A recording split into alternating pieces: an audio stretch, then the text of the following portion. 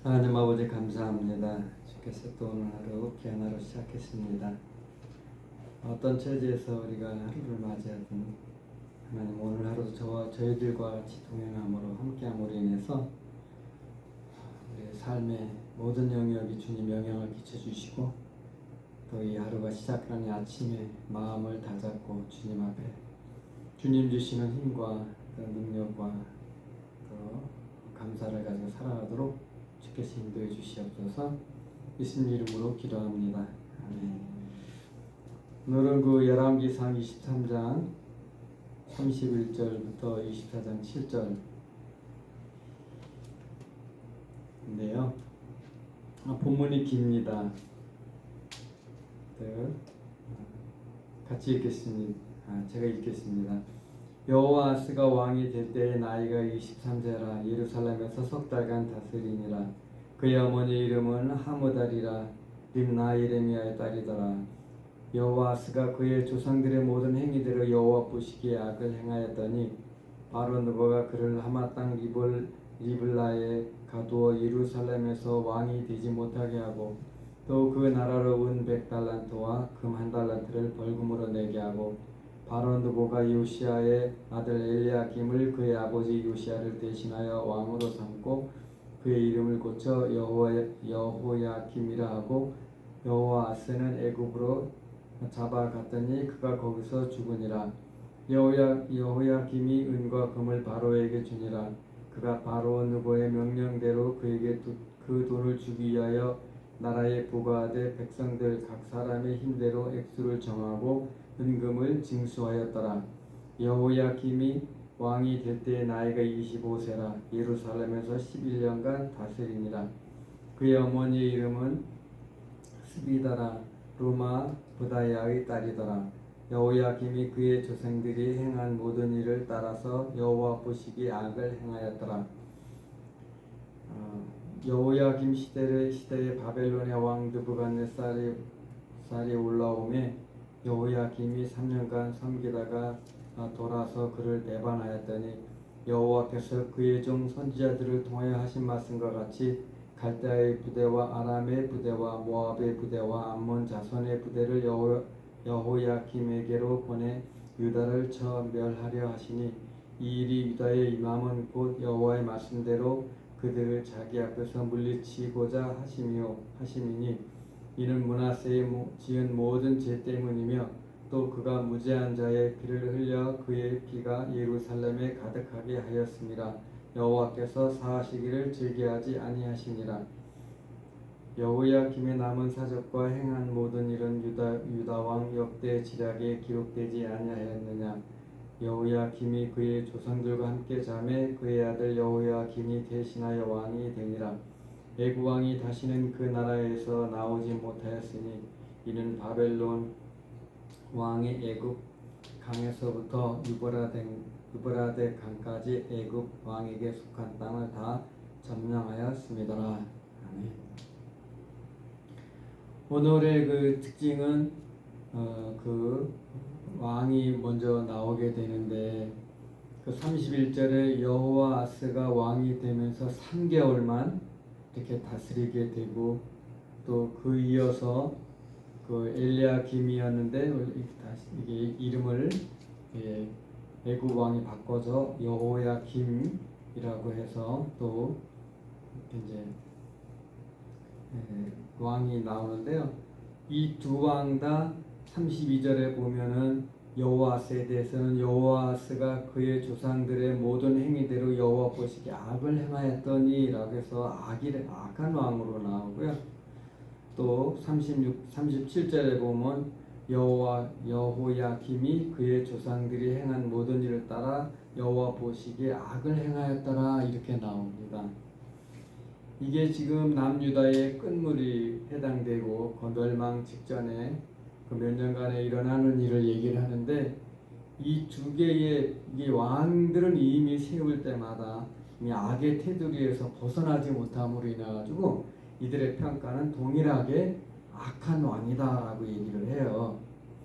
근데 여기서 보게 되면은 또 이 악한 왕으로 인해 악한 왕은 악한 왕대로의 또 하나님이 그 심판을 하게 되는데 그 34절의 맨 끝절을 보게 되면 여호와스는 애굽으로 잡혀갔더니 그가 거기서 죽고라고 얘기를 해서 이 악의 결과라고 저는 생각하는데 결국은 이 악이 넘치게 되면 또 이것이 또 3개월 만에 이런 일이 자기 왕에 끝나게 되고 그 다음에 또 그 대신에서 세워진 여호야김으로 인해 가지고 그 35절에 여호야김이 은과 금을 바로에게 주니라 그가 바로 느고의 명령대로 그에게 돈을 주기 위하여 나라에 부과하되 백성들 각 사람의 힘대로 액수를 정하고 은금을 징수하였다라고 해서 이 통치자의 그 아고의 그 영향이 이 백성들에 이르기까지 정말 얼마나 힘들고 어려웠으면 돈이 없으면 나라가 이렇게 가난했으면 이렇게 백성들에게까지 가겠는가라고 얘기를 하게 됩니다. 그 다음에 이제 그래서 여기서 일단 두 왕을 따라 그들에 대한 죄의 결과를 가질 뿐만 아니라 그것이 흘러가지고 백성들에게 가는 것을 보면서 이 악의 힘이 권력을 따라서 뻗쳐질 때에 정말 그 고통이 저 밑에까지 가는 그런 것을 보게 되면 오늘날 우리가 악을 우리 내부에서 하루하루 생활 속에서 악을 제거해야 되는 이유가 내가 주님으로부터 주시는 그러한 축복을 빼앗길 뿐만 아니라 또 나를 통해 가지고 그 악의 결과가 내 주위에 확산되는 게 아닌가라는 것을 하게 됩니다. 그리고 또 24장 1절부터 나오는 여호야김 시대 바벨론 왕 하면서 왕의 이제 국제 정세에 있어서의 유다의 위험을 바람 앞에 등장 같은 유다의 위험을 나오는데 애굽과 바벨론, 이집트와 이 바벨론의 이 사이에 있는 그 유다의 그런 것을 나와요. 그 24장 1절에 보면 여호야김 시대 바벨론의 왕 느부갓네살이 올라오매 여호야긴이 3년을 섬기다가 돌아서 그를 배반하였더니 라는 이 얘기는 애굽을 의지했다가 그 애굽이 도와줄 줄 알고 바벨론 왕을 이렇게 이제 배반하게 되는데 이거는 예레미야 선지자가 계속 경고한 거거든요. 항복하라고. 그럼에도 불구하고 그들이 지도자로부터 해서 모든 종교 지도자들이 나중에 예레미야를 읽어보면 이 거짓 선지자들이나 국가의 그 친애굽 세력에 대한 것이 끝까지 또 이게 멸망의 그 순간까지도 영향력이 미치거든요. 그래서 이거에 대해서 이제 뭐라고 말하냐면은 이 일이 유다에 임함은 곧 3절에 이 일이 유다에 임함은 곧 여호와의 말씀대로 그들을 자기 앞에서 물리치고자 하심이니 이는 므낫세 지은 모든 죄 때문이며 또 그가 무죄한 자의 피를 흘려 그의 피가 예루살렘에 가득하게 하였음이라 이렇게 돼 있거든요. 그럼 여기서 제가 봤을 때 현상에 대한 해석이 이 국제 정세인데 현상에 대한 해석이 이 사람의 생각이냐 아니면 하나님의 관점에 있어서의 해석이냐. 여기서 보게 되면은 이미 바벨론이 전세 이게 맨 밑에 보게 되면은 이제 7절에 보게 되면 바벨론이 와서 전체를 다 다스리는 것에 대해서 하나님의 사람을 통해서 알려줘요. 그런데도 그들이 생각하는 그들이 원하는 것을 위해서 이 모든 것을 때려 맞춤으로 인해 가지고 결국은 나중에 이스라엘이 아주 처참하게 이렇게 유린당하는 것을 예레미야서에서 보게 되면 나와요. 근데 그러면 여기서 그러면 우리 교훈은 뭐냐?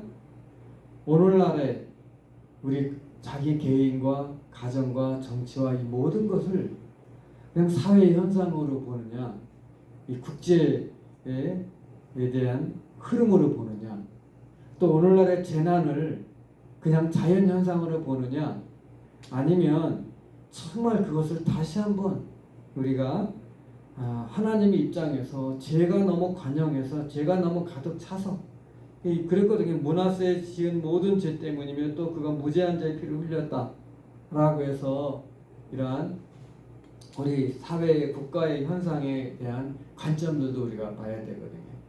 그렇지만 그렇기 때문에 이런 것을 보게 되면 결국은 에레미야처럼 애가 그 가슴이 그냥 찢어지는, 마음이 무너지는 그런 가운데 40몇 년 동안에 그렇게 그 민족으로부터 하여튼 어마어마한 또 억울한 일을 당하면서까지도 이 마지막 이 세상의 결과를 봤을 때의 그 무너지는 마음 때문에 그렇게 중보하고 또 계속 한 사람이라도 들을까 싶어서 계속 얘기했던 에레미야, 그런 마음이 바로 오늘 이런 거죠. 그래서 오늘 하루도 우리에게 주어진 일에 대하여 자신을 잘 살펴볼 뿐만 아니라 우리에게 닥쳐진 일에 대해서 정말 그 속에서 우리가 잃어버린 게 뭐냐, 회복될 게 뭐냐, 그리고 정말 주님이 그렇게 힘들게 하시는 분이냐, 아니면 정말 왜 나만 그러냐 라는 그런 게 아니라 여기서 흐름 속에서 정말 이 유다의 모든 것들에 대한 것이 모든 사람의 말을 다 입에 맞고 므낫세의 죄 때문에 그렇다, 나를 떠나서 그렇다 라는 것에 대한 그 결론적인 것이 이렇게 강하게 저는 이 3절 4절에 있는 내용으로 나오거든요. 그래서 오늘 하루도 그래도 참 쉽진 않지요.